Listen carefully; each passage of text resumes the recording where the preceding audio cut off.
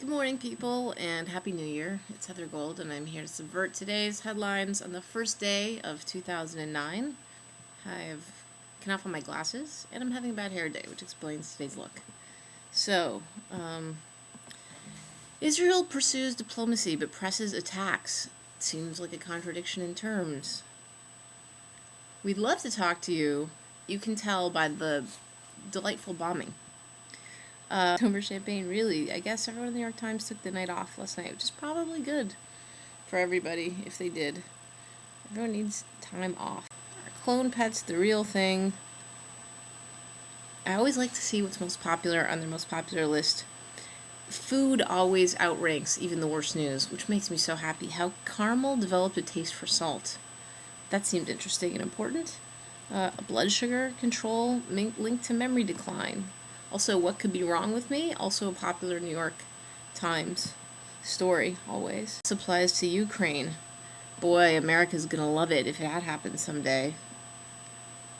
If you have one gas supply and someone cuts it off.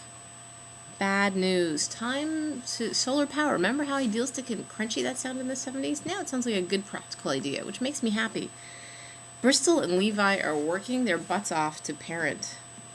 Wow, the first days of having a baby referred to as working your butt off. Well, they worked their butts off to get the baby, so it seems to make sense to continue in the same vein. So his name, Sarah Palin's grandson, is named as Trip, with 2 P's, so you don't feel like an accident's about to happen. They are certainly not high school dropouts. Oh, because she's working for her GED equivalency, and I don't know. Wow, it made CNN. They're not dropouts. Except he dropped out. How can I make him not a dropout? This is craziness. When you drop out means you leave high school before you finish. That's dropping out. Sarah Palin. Doesn't mean he's a horrible person or dumb or any of that stuff. I'm not making that conclusion. I'm just saying that factually, literalism doesn't work just in the Bible. It works in the rest of the English language too. News gonna happen. Let's go to the happy news, just what I like to call the tins to that. Knock the dicks out of your mouth.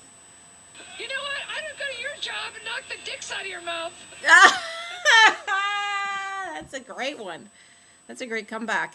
Listen, if you think Kathy Griffin is too much, just think of the restraint she shows all night hosting CNN New Year's Eve with Anderson Cooper and never once talking to him about his gay hookups. I mean, that's phenomenal restraint.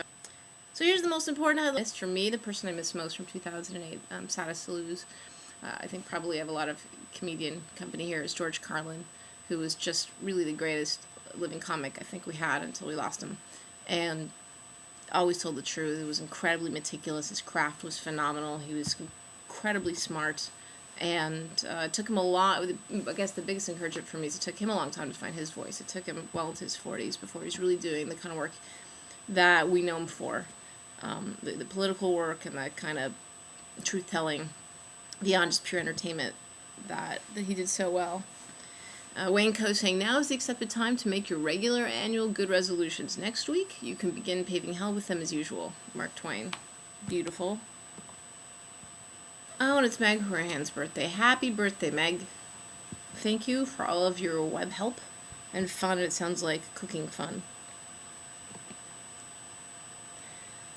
Okay, so once again, the Twitter headlines end up being much happier and the tech headlines much more entertaining. I'm going to go watch that video of the 2 guys tipping over a block of aluminum in an MRI machine. That's the happy news for the new year.